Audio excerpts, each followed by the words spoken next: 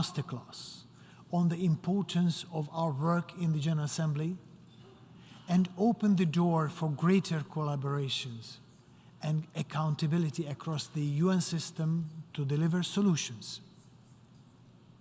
I look forward to working in partnership with the Secretary General, the Security Council, and all UN organs to advance our shared priorities and goals. I am eager to hear your views during today's debate and through the remainder of this session on ways to take proactive actions. It is now on us to manage and prevent crises, build solidarity, and pursue solutions at national, regional, and global levels, anchored in the universality of human rights that lay a solid foundation for sustainable and transformative change. The insights you offer today will shape and guide our common efforts in the years and decades to come. Thank you.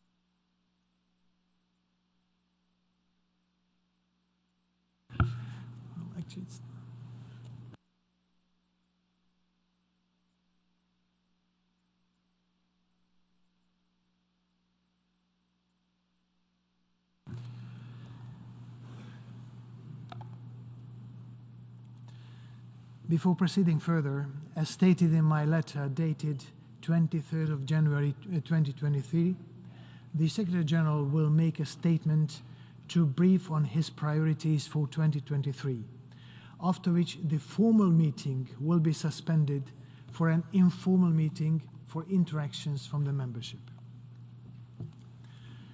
Thereafter, the formal meeting will resume for delegations to deliver statements under the agenda item 113. After his departure, the Secretary General's seat at the podium may be occupied by his representative.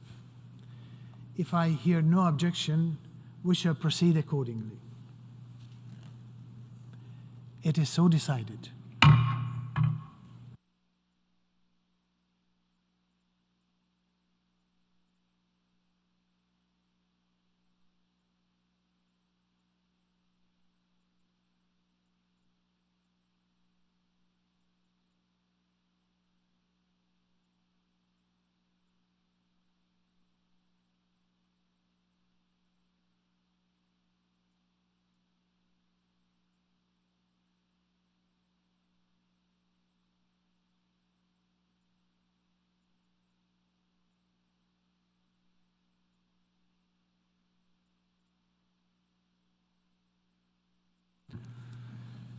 I now give the floor to the Secretary General of the United Nations, His Excellency Mr. António Guterres, to brief the Assembly on his priorities for 2023.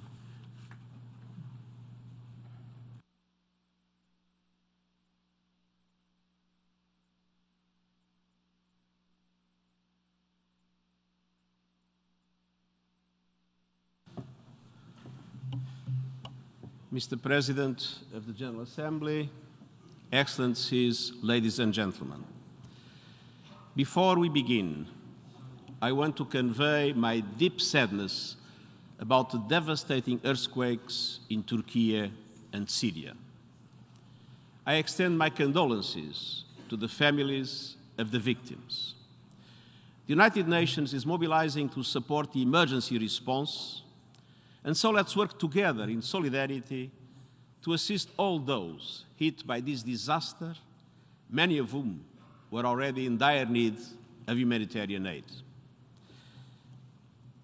During my tenure as High Commissioner for Refugees, I went several times to work in that area. And I will never forget the extraordinary demonstration of generosity of the people of the area. It is time for all of us to show the same solidarity that I've witnessed in the area in relation to refugees fleeing one of the most difficult conflicts of our time. Excellencies, 1 month ago, we turned the calendar on a new year. But just days ago, another clock turned, the so-called doomsday clock. That symbolic clock was created 76 years ago by atomic scientists, including Albert Einstein. Year after year, experts have measured humanity's proximity to midnight. In other words, to self-destruction. In 2023, they surveyed the state of the world with the Russian invasion of Ukraine, the runaway climate catastrophe, rising nuclear threats that are undermining global norms and institutions. And they came to a clear conclusion. The doomsday clock is now 90 seconds to midnight, which means 19 seconds to total global catastrophe. Now, this is the closest the clock has ever stood to humanity's darkest hour, and closer than even during the height of the Cold War. In truth, the doomsday clock is a global alarm clock. We need to wake up and get to work.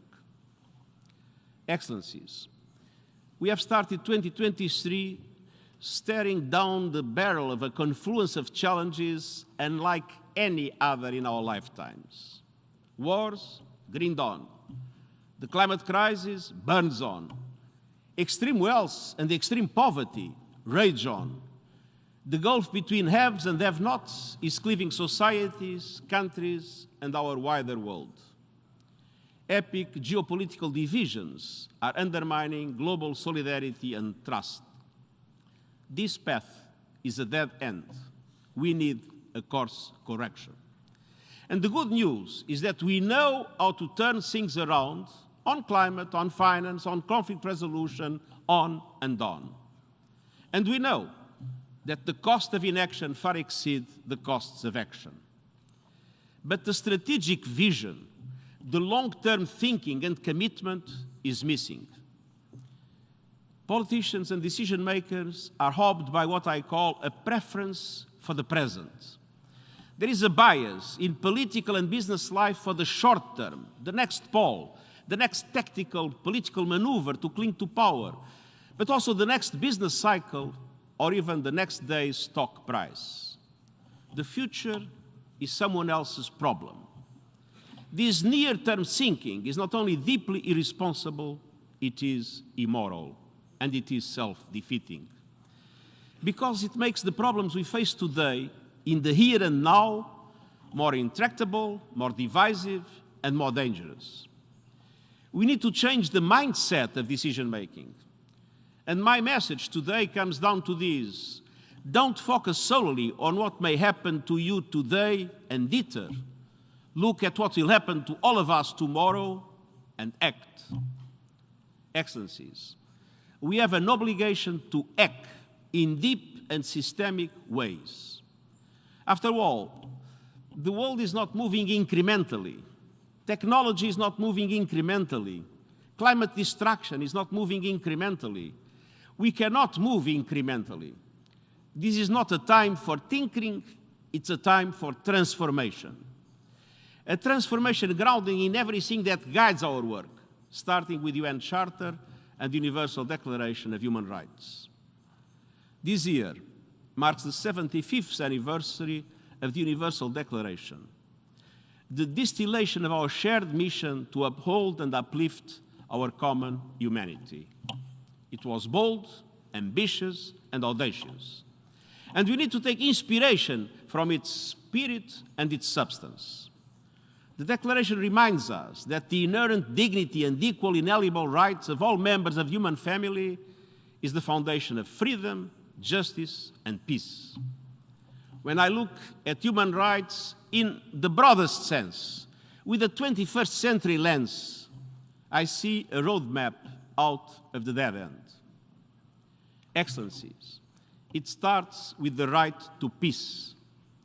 The Russian invasion of Ukraine is inflicting untold suffering on the Ukrainian people with profound global implications. The prospects for peace keep diminishing. The chances of further escalation and bloodshed keep growing. I fear the world is not sleepwalking into a wider war. I fear it's doing so with its eyes wide open. But the world needs peace, and peace in line with the United Nations Charter and international law. We must work harder for peace everywhere. In Palestine and Israel, where the two-state solution is growing more distant by the day. In Afghanistan, where the rights of women and girls are being trampled and deadly terrorist attacks continue. In the Sahel, where security is deteriorating at an alarming rate. In Myanmar, which is facing new cycles of violence and repression. In Haiti, where gang violence is holding the entire country hostage, and elsewhere around the world for the 2 billion people who live in countries affected by conflict and humanitarian crisis. Excellencies, if every country fulfilled its obligations under the Charter, the right to peace would be guaranteed. When countries break those pledges, they create a world of insecurity for everyone. So it's time to transform our approach to peace by recommitting to the Charter, putting human rights and dignity first, with prevention at the heart. And that requires a holistic view of the peace continuum that identifies root causes and prevents the seeds of war from sprouting. One that invests in prevention to avoid conflict in the first place, focuses on mediation, advances peace building, and includes much broader participation from women and young people. These are core elements of the proposed new agenda for peace, our plan to revitalize multilateral action for a world in transition and a new era of geostrategic competition. The new agenda for peace must seek to address all forms and domains of threats, old and new. As United Nations peacemaking marks its 75th anniversary, many of its missions are under-resourced and under attack, with no peace to keep. We will increase our commitment to reforms through the Action for Peacekeeping Plus initiative.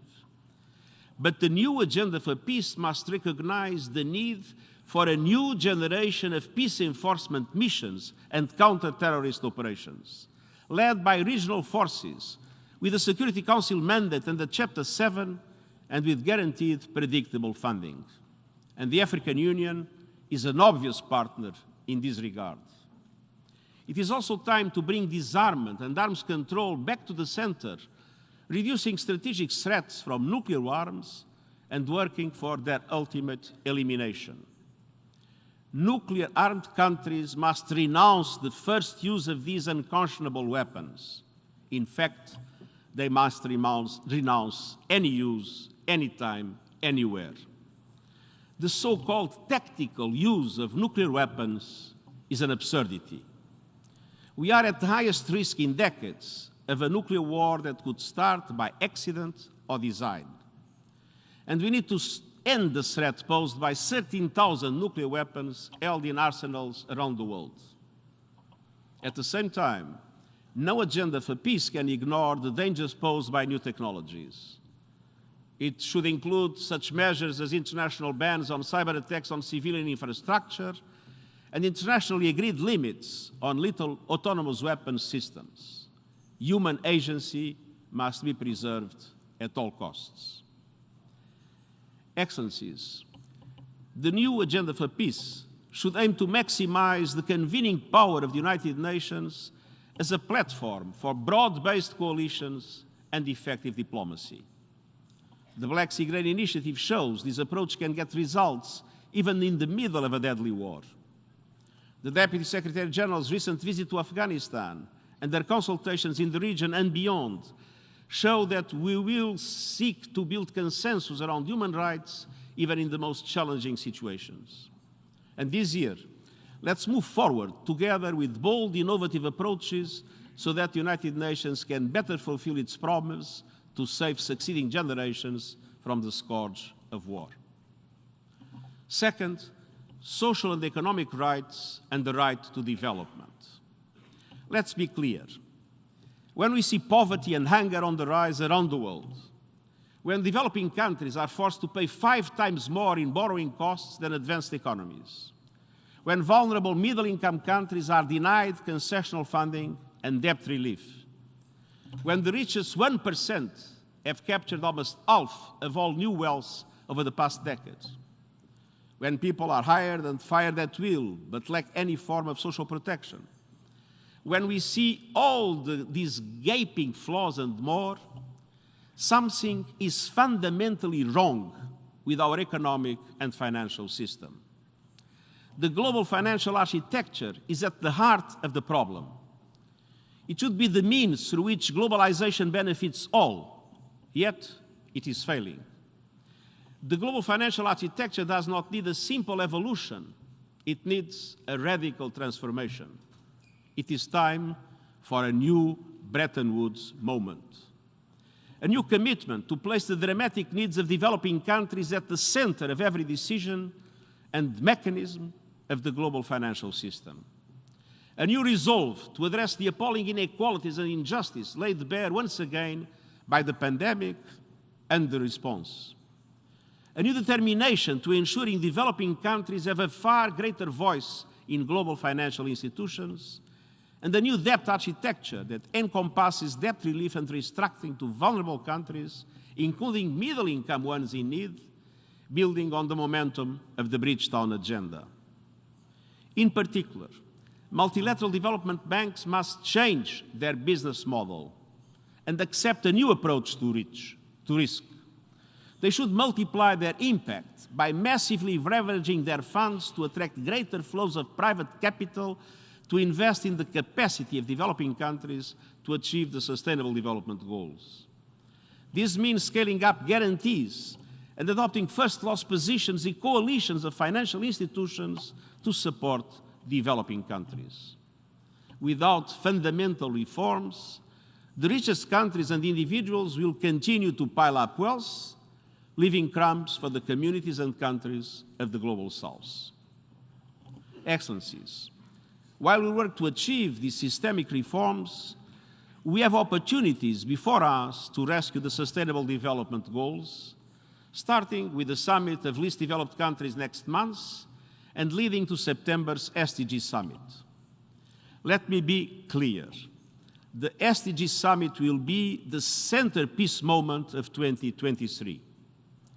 Halfway to 2030, the SDGs are disappearing in the rearview mirror. Countries should come to the SDG Summit with clear benchmarks to tackle poverty and exclusion and advance gender equality. And the world must come together to mobilize resources now. And that means urgently ensuring that developing economies have the liquidity to fund investments in quality education, universal health care, pandemic preparedness, decent work, and social protection. And this provides sound foundations for a new social contract based on rights and opportunities for all, as set out in our Common Agenda report. By the SDG Summit, I urge G20 to agree on the global SDG stimulus that I proposed last November at the G20 Summit to support the countries of the Global South. Despite a measure of better news in recent days related to the North American, European, and Chinese economies, we cannot forget the enormous difficulties that are faced by developing countries and indeed by working people everywhere. I will continue to push for immediate action, but also for fundamental reforms, using the convening power of the United Nations for real change. Excellencies, the right to development goes hand in hand with the right to a clean, healthy, sustainable environment. We must end the merciless, relentless, and senseless war on nature. It is putting our world at immediate risk of hurtling past the 1.5-degree temperature increase limit, and now still moving towards a deadly 2.8 degrees. Meanwhile, humanity is taking a sledgehammer to our world's rich biodiversity with brutal and even irreversible consequences for people and planet. Our ocean is choked by pollution, plastics and chemicals, and vampiric overconsumption is draining the lifeblood of our planet, water. 2023 is a year of reckoning. It must be a year of game-changing climate action. We need disruption to end the distraction. No more baby steps, no more excuses, no more greenwashing, no more bottomless greed of the fossil fuel industry and its enablers. Excellencies, we must focus on two urgent priorities: cutting emissions and achieving climate justice. Global emissions must be halved this decade, and that means far more ambitious action to cut carbon pollution by speeding up the shift from fossil fuels to renewable energy, especially in G20 countries, and decarbonizing highest emitting industrial sectors like steel, cement, shipping, and aviation. It means delivering on the just energy transition partnerships with South Africa, Indonesia, and Vietnam, and expanding on this cooperation through a climate solidarity pact, in which all big emitters make an extra effort to cut emissions and wealthier countries mobilize financial and technical resources to support emerging economies in a common effort, a commonly planned effort to keep 1.5 alive. And it means more ambitious 2030 emission targets for businesses, investors, and cities, backed by credible and immediate action, meaning actual emissions and not fake carbon credits. By September, all businesses, cities, regions, and financial institutions that took a 2050 net zero pledge should present their transition plans with credible and ambitious targets for 2025 and 2030, aligned with the standards set by my high-level expert group. And I have a special message for fossil fuel producers and their enablers scrambling to expand production and raking in monster profits. If you cannot set a credible course for net zero, with 2025 and 2030 targets covering all your operations, you should not be in business. Your core product is our core problem. We need a renewables revolution, not a self-destructive fossil fuel resurgence. Excellencies, climate action is impossible without adequate finance. Developed countries know that they must do, at minimum, deliver on the commitments made at the latest COP, make good on $100 billion promised to developing countries, finish the job and deliver on the loss and damage fund agreed in Sharm el-Sheikh, double adaptation funding, replenish the Green Climate Fund by COP28, advance plans for early warning systems to protect every person on Earth within 5 years, and stop subsidizing fossil fuels and pivot investments to renewables. Excellencies, in September I will convene a Climate Ambition Summit on our pathway to COP28 in December.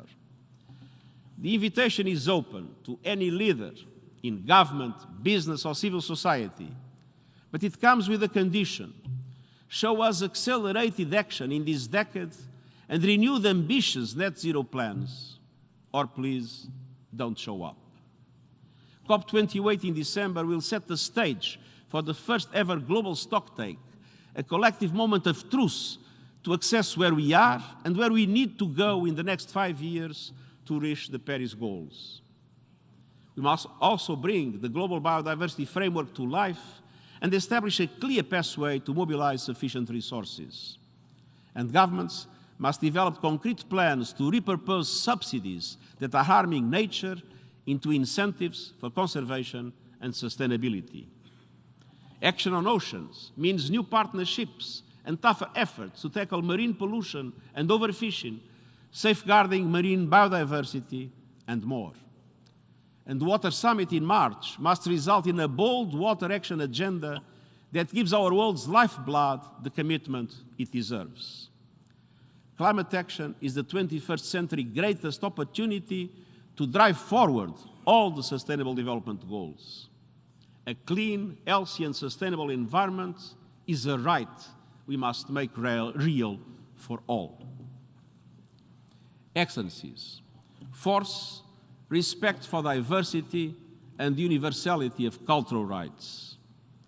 Wherever we are from, wherever we live, culture is humanity's heart and soul. It gives our lives meaning. Universality and diversity are critical to cultural rights. And those rights become meaningless if one culture or group is elevated over another. But from the destruction of sacred burial sites to state-sponsored religious conversion and so-called re-education programs, universal cultural rights are under attack from all sides. Anti-Semitism, anti-Muslim bigotry, the persecution of Christians, racism and white supremacist ideology are on the march. Ethnic and religious minorities, refugees, migrants, indigenous people, and the LGBTQI+ community are increasingly targeted for hate online and off. Many in positions of power profit from caricaturing diversity as a threat.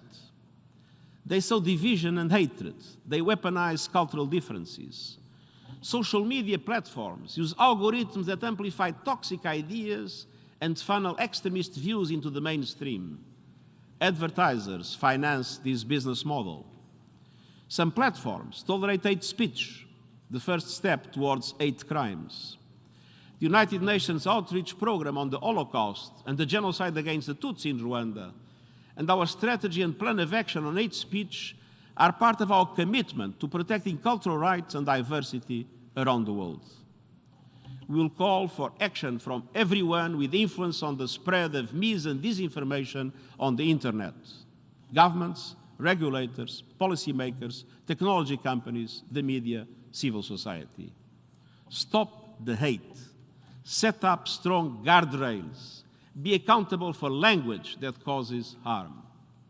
And as part of my report to our common agenda, we are convening all stakeholders around a code of conduct for information integrity on digital platforms. And we'll also further strengthen our focus on how mis and disinformation are impacting progress on global issues, including the climate crisis. Mesdames, Messieurs, cinquièmement, le droit à la pleine égalité des genres. L'égalité des genres est à la fois un droit humain fondamental et une solution à certains des plus grands défis de notre monde. Et pourtant, la moitié de l'humanité est bridée par la violation des droits humains la plus répandue de notre époque. En Afghanistan, les femmes et les filles sont des exilés dans leur propre pays, bannis de la vie publique, et voient chaque aspect de leur vie contrôlé par les hommes. Comme l'a dit une jeune femme, nous sommes mortes et pourtant vivantes. En Iran, des femmes et des filles sont descendues dans la rue pour réclamer le respect des droits fondamentaux au prix d'un lourd tribut personnel. Si les exemples les plus extrêmes retiennent l'attention, la discrimination fondée sur le genre est mondiale, systématique, omniprésente, et elle entrave le développement de chaque pays. Les écarts de rémunération entre les femmes et les hommes restent énormes, même dans les économies les plus avancées. Moins d'un quart des pays ont atteint la parité des genres dans l'enseignement secondaire supérieur. Au rythme actuel, il faudrait 286 ans pour que les femmes obtiennent le même statut juridique que les hommes partout. Et la situation ne fait qu'empirer. Au niveau international, certains gouvernements s'opposent désormais à l'inclusion même d'une perspective de genre dans les négociations multilatérales. Nous assistons aussi à une intense remise en cause des droits des femmes et des filles. Les droits sexuels et reproductifs des femmes et leur protection juridique sont menacés. Je me retrouve souvent face à des panels exclusivement masculins, ou manels, sur des thèmes qui touchent aussi bien les femmes et les filles que les hommes et les garçons. Cette pratique doit être bannie. L'égalité des genres est une affaire de pouvoir. Le patriarcat, s'appuyant sur des millénaires de pouvoir, se réaffirme. Et l'Organisation des Nations Unies s'y opposera et continuera de défendre les droits des femmes et des filles partout dans le monde. Dans ce cadre, j'ai demandé un examen indépendant de nos capacités en matière d'égalité des genres à travers tous les piliers de notre travail. Les conclusions et recommandations porteront sur les structures, le financement et le leadership afin que nous puissions mieux servir les femmes du monde entier. Et je redoublerai également des efforts pour soutenir les mesures, y compris les quotas, visant à combler les écarts de représentation des femmes dans les élections, les conseils d'administration ou les négociations de paix. La Commission de la condition de la femme se concentrera sur les disparités fondées sur le genre dans le domaine des sciences et des technologies qui exacerbent les énormes inégalités dans le monde numérique. Au sein de notre organisation, je préserverai et consoliderai les progrès réalisés dans les postes de haute direction et je développerai nos efforts à tous les niveaux. Excellences, sixièmement, les droits civils et politiques comme fondement des sociétés inclusives. La liberté d'expression et la participation à la vie politique constituent l'essence même de la démocratie et renforcent les sociétés et les économies. Or, nombreuses sont les régions du monde où ces droits sont menacés, tandis que la démocratie recule. Sous couvert de pandémie de Covid-19, nous avons vu se développer une pandémie de violation des droits civils et politiques. Des lois répressives restreignant la liberté d'exprimer des opinions. Les nouvelles technologies fournissent bien souvent un alibi et des moyens de contrôle, la liberté de réunion et même la liberté de circulation. Les militants des droits humains sont souvent harcelés, maltraités, mis en détention et pire encore. L'espace de la société civile se réduit sous nos yeux. Et dans un nombre croissant de pays, les médias sont en ligne de mire. L'année dernière, le nombre de journalistes et de professionnels des médias tués a grimpé de 50%. Beaucoup d'autres encore ont été harcelés, emprisonnés et torturés. Pour contribuer à la réalisation de mon appel à l'action en faveur des droits humains, nous nous employons à faire progresser les libertés fondamentales, à promouvoir une participation plus systématique de la société civile à tous nos travaux et à protéger l'espace civique dans le monde entier. Et nous renforçons notre soutien aux lois et politiques qui protègent les droits à la participation et à la liberté d'expression, y compris la liberté et l'indépendance des médias. Mesdames et messieurs, enfin, nous devons prendre conscience que les menaces auxquelles nous sommes confrontés portent non seulement atteinte aux droits de nos contemporains, mais également aux droits des générations futures. Il s'agit là d'une responsabilité fondamentale et d'un indicateur déterminant de bonne gouvernance. Pourtant, les générations futures sont souvent oubliées. Le sommet de l'avenir, qui se tient l'an prochain, doit placer ces droits au cœur de notre débat mondial, notamment faire la paix avec la nature, garantir un avenir numérique ouvert, libre et inclusif pour tous, avec un pacte numérique mondial, éliminer les armes de destruction massive et construire une gouvernance plus juste et plus inclusive. Et qui de mieux placé que les jeunes pour défendre cet avenir? Le nouveau Bureau des Nations Unies pour la jeunesse, qui sera opérationnel cette année, nous permettra d'accroître nos efforts en cette matière.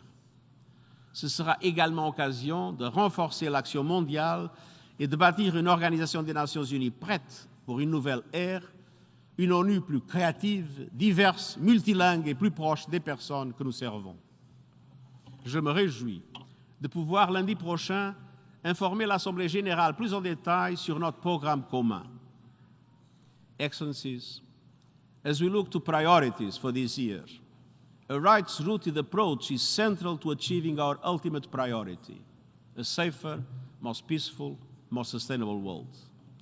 The Charter and the Universal Declaration of Human Rights point the way out of today's dead end. They are a source of solutions and a source of hope. Let us draw from that source. Let us draw from that hope and act decisively before it is too late.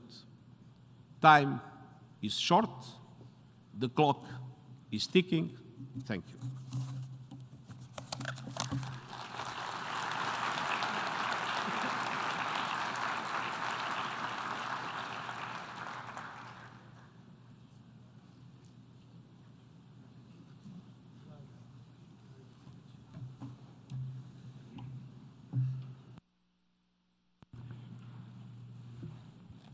I thank the Secretary General of the United Nations for his briefing.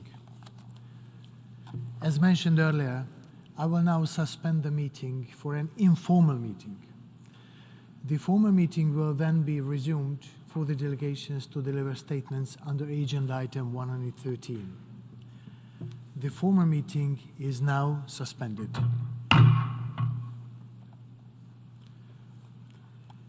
I call to order this informal meeting on the priorities of the Secretary General of the United Nations for 2023. This meeting will not have a pre-established list of speakers. In order to request the floor, delegations are kindly requested to press the button on the console before them. Those speaking on behalf of a group should inform the Secretariat in order to be given priority in the speaking order.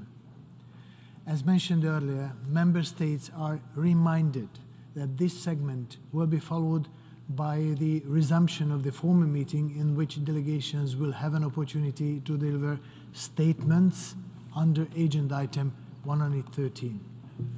In order to hear as many speakers as possible within the limited time, may I request delegations to make their interventions concise and not longer than 2 minutes when speaking in their national capacity, and 3 minutes when speaking on behalf of the group. I thank you for your cooperation.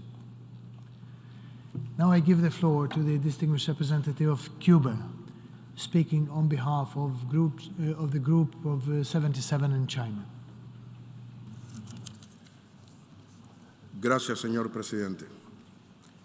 Tengo el honor de realizar esta intervención en nombre del Grupo de los 77 Machina. La versión completa de esta declaración será circulada posteriormente. Para empezar, quisiera agradecer al Secretario General por señalar sus prioridades para 2023.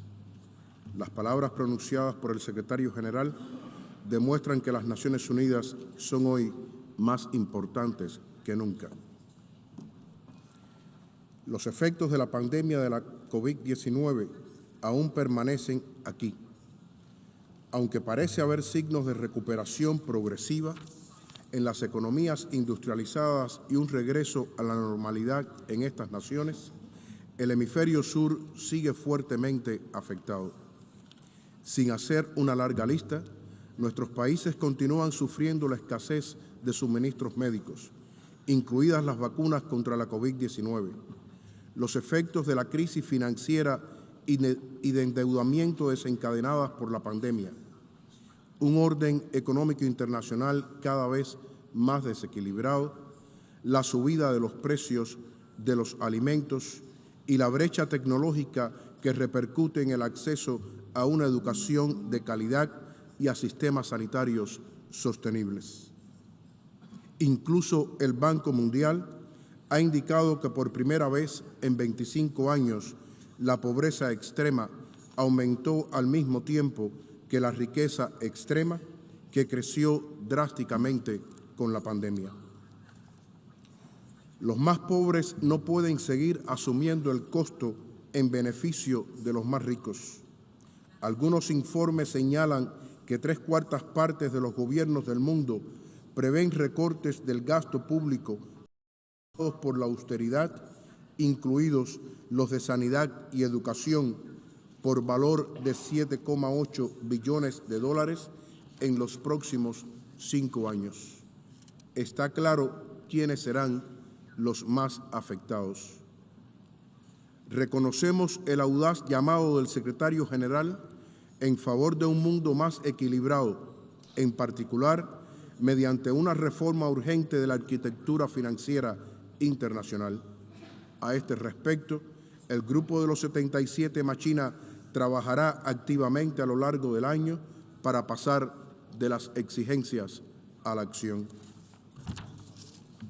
aplaudimos la iniciativa del secretario general